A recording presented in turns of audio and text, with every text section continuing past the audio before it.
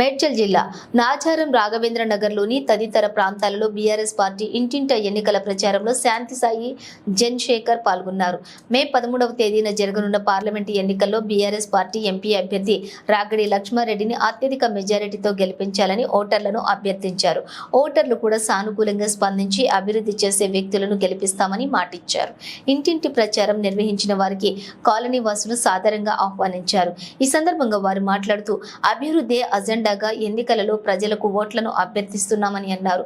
చేసిన అభివృద్ధిని అందించిన సంక్షేమాన్ని మరోసారి కొనసాగించే విధంగా ఓటర్లు మద్దతుగా నిలవాలని కోరుతున్నామన్నారు.